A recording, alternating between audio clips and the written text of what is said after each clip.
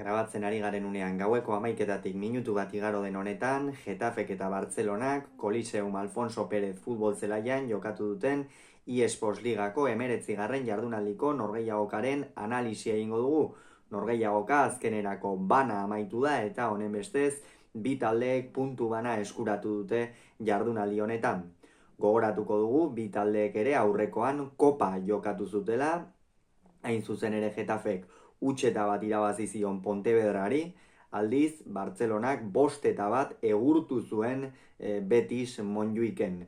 Beraz, gaurko norgehiagoka honetara bi taldeak dinamika positiboan iritsi dira eta bi entrenatzaileek honako 11 jokalarien aldeko apustua egin dute partida hasieran.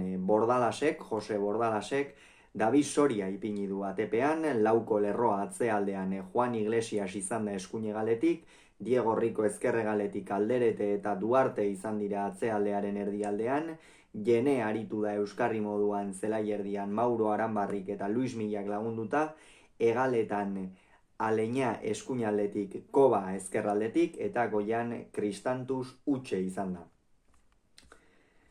Hansi Flickek aldiz, ohiko moduan 4-2-3 bateko sistemaren aldeko apustua egin du, Iñaki Peña izan da atepean, atzealdean lauko lerroan Jules Kounde eskuinegaletik, Balde ezkerregaletik Kuarsi eta Araujo atzealdearen erdialdean, Pedri, Gabi eta Casado izan dira zelai erdian, Casado euskarri moduan aritu dela eta Pedri eta Gabi volante moduan, eskuinaldetik Lamin Jamal izan da, ezkerraldetik Rafinha eta goian Robert Lewandowski, epailea González Fuertes izan da, eta egia esatea nahi bada, gaurkoan ez du amaierara arte behintzat, epaitzeko norgehiagoka oso gogorra izan. Beno, hasieratik ikusi da zein izango zen norgehiagokaren gidoia, ez hori bagenekien, Bartzelona protagonista izatea gustatzen zaion talde bat da, aldiz Getafe gehiago uzten dio aurkariari jokatzen eta are gehiago Bartzelona baten aurka eta gerora bere aukerak baliatzen saiatzen da kontraerasoan eta abar, eta hasieratik Jose Bordalasen taldeak horixe bilatu du. Hala ere, 9. minutuan jada Pedrik sekulako pasea sartu dio Jules Kounderi, eta Jules Koundek zorte apur batekin, esan behar da, David Soriak ezpaitu ongi hartu baloia eskuetan, eta hori akats nabarmen xamarra izan da atezainaren aldetik, eta aldaratzea ikusi duenean Koundek ez du baloia bistatik galdu, eta ondorioz egaleko frantziarrak Bartzelonarentzat lehen gola egin du. Getaferentzat, esan daiteke ez dela kolpe gogorra ere izan, azken finean Bartzelonaren aurka jokatzen duzunean gidoian sartzen den gauza bat da,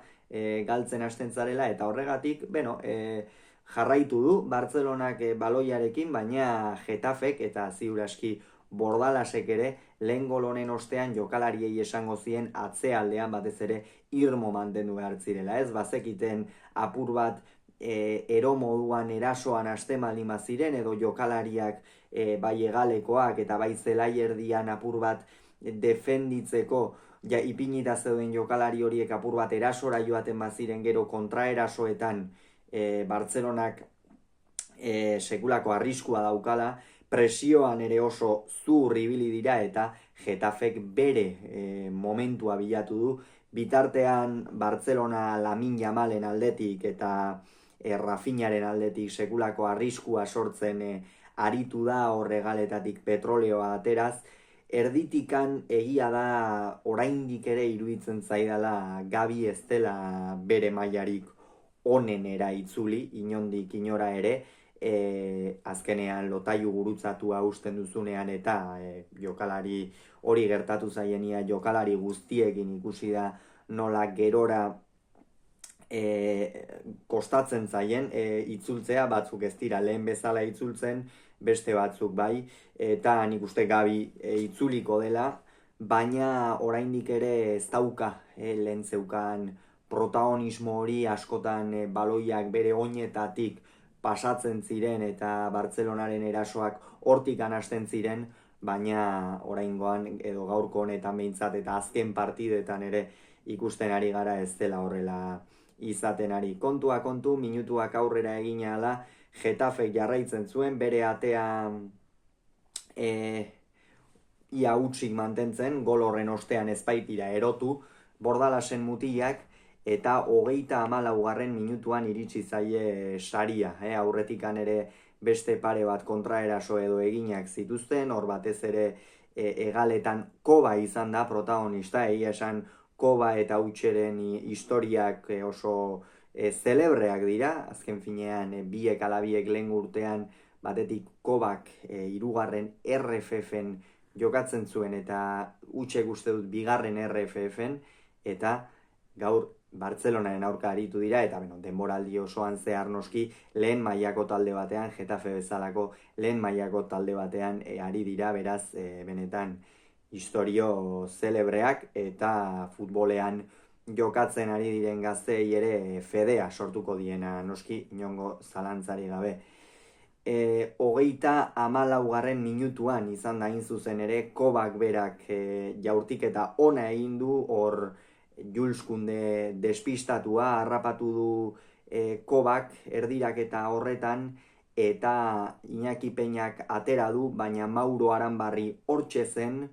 erne baloiarekin eta zorte apur batekin baloia bultzatzea nahikoa izan du Getaferen lehen gola egin eta honen bestez partida berdintzeko. Sekulako saria izan da hau Getaferentzat, egia esan Bordalasen mutilek hause bilatzen zuten, inongo zalantzari gabe, eta lortu dute. Eta lehen zatian askoz ere gehiago ez da gertatu, Lamin Jamal partida hasieran ongi ikusi dugu, baina gerora pixkanaka itzaltzen joan dela esango nuke. Normala da azken finean gaurkoan Hansi Flickek jokalari garrantzitsuenen aldeko apustua egin du, eta hori aste honetan Txapeldunen ligan partida garrantzitsua daukatela, baina ligan hor sartu nahi zuten, Atletiko gainera galdu egin du arratsaldean Leganesen aurka, eta hor 3 puntura jartzeko aukera bazeukaten, horregatik egin du Hansi Flickek, eta noski jokalariak ere fisikoki ongi ikusiko zituelako,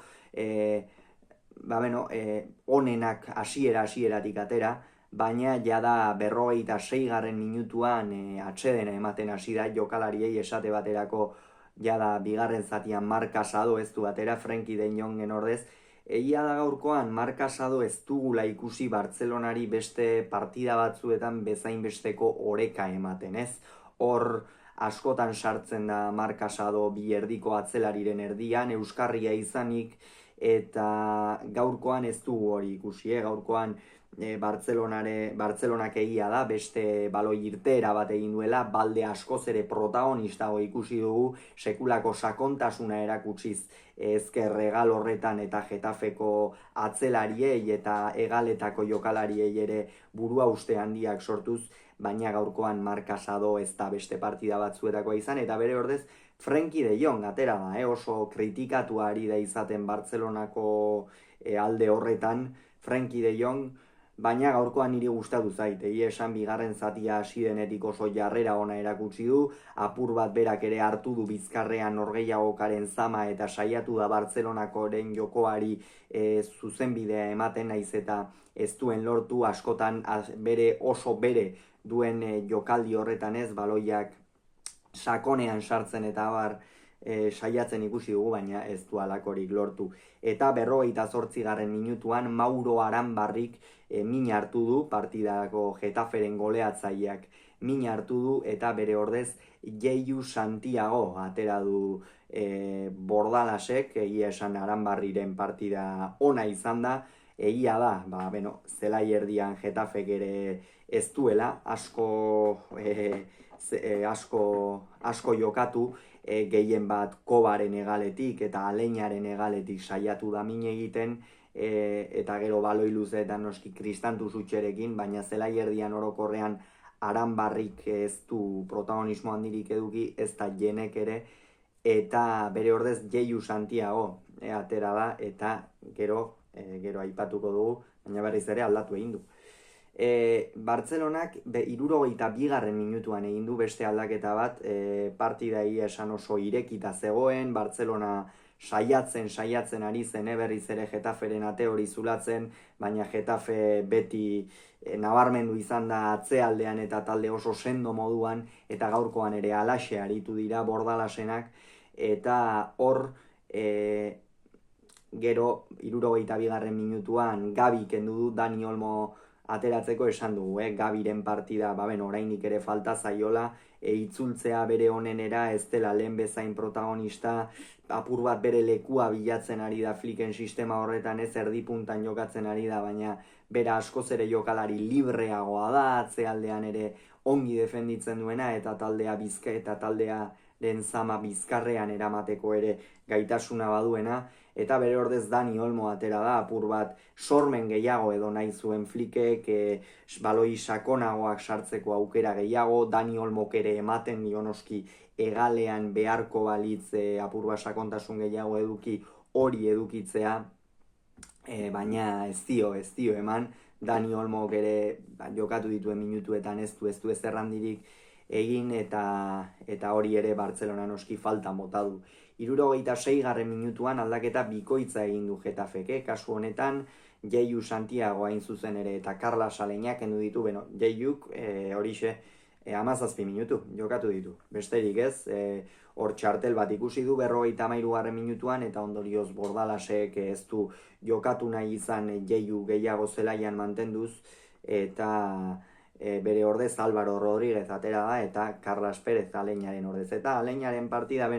golean protagonismoa izan du, bera izan da apur bat baloia mantendu duena, hor egal horretan eta Bordalasentzat apur bat barruraka egiten duenean, eta erdiraketak ateratzeko eta jokalari garrantzitsua da, inongo zalantzari gabe Aleña, eta gaurkoan esango nuke oso ongi bete duela bere papera. Eta Álvaro eta Carlas Pérez eta zer esan, ez? Batetik Álvaro hor Kristantu Zutxerekin osatu du apur bat aurrealdean punta bikoitza, eta bere gana iristen ziren baloi luze gehienak, azkenean aurrelari altua da, eta horreiri baliatzen du noski Bordalasek,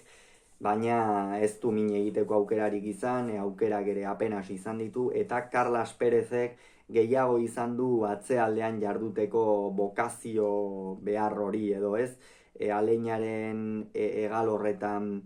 aritu da apur bat, hortzuen ere Juan Iglesias, eta apur bat estaldura eginaz, ez aritu da Juan Iglesiasi, naiz eta beste hau ez den oso jokalari erasokorra, baina orokorrean ongi bete du bere papera Carlas Pérezek, ez azkenean emaitza mantentzeko atera du Bordalasek, eta alaxe egin du. 81. minutuan, jada minutuak aurrera zioazen, Lamin Jamalera bat itzalita zegoen, Rafinharekin saiatzen zen, baina ez zuen lortzen, Lewandowski ere erabat kamuts, eta Bartzelona ideiari gabe, eta Getafe berriz eroso ikusi dugu, eta 81. minutuan Ferran atera da Lewandowskiren ordez, egia esan Lewandowski gaurkoan ez du partida ona egin, iritsi zaizkion erremateak eta ez ditu ongi baliatu, areaz kanpo ere ez du beste partida batzuetan bezain besteko aportaziorik egin Bartzelonarentzat, eta hori falta mota du noski Flicken taldeak. Eta Ferran atera da azken partida hauetan ordezko moduan atera denean Ferranek bete du, golak sartu ditu, baina gaurkoan ez du inongo protagonismorik izan. Eta minutuak aurrera egin ala Getafe ere denbora galtzen hasi da, jada bere eremura eramaten hasi da partida, eta Bartzelonakoak erabat euren honetik irten da, 80. minutuan Koba kendu du Ismael ateratzeko, eta hain zuzen ere Ismael izan da azken 5 minutuetan protagonista nagusia. Koba sekulako partida egin du, hor egal horretan oraindik ere asko dauka hobetzeko noski, gaztea da, baina iruditzen zait gaur partida oso interesgarria egin duela, askotan gainera Bartzelonaren aurka halako partida bai jokatzen duzunean, jendeak zure inguruan hitz egiten du, eta Kobari esango nuke apur bat gaur hori gertatu zaiola, eta Ismael ez du atera futbolean jokatzeko. Ismael atera du apur bat Bartzelonako jokalariak bere honetik ateratzeko. Eta lortu duela esan daiteke, hor Rafinharen eta Balderen pare bat txartel provokatu ditu, bekoutxak Ismaelek, eta apur bat hori lortu du, jokoa etetea, eta ondorioz Getafek puntu bat atera du gaurkoan Bartzelonaren aurka etxean. Honen bestez, sailkapenean, Getafe une honetan 16. da, 20 punturekin jeitsieratik batera, Bartzelona berriz 3. postuan geratu da 39 punturekin, Atletico Madriletik 5 puntura. Hauxe beraz esan beharrekoa, hurrengoan gehiago izango duzue, bitartean on izan, agur.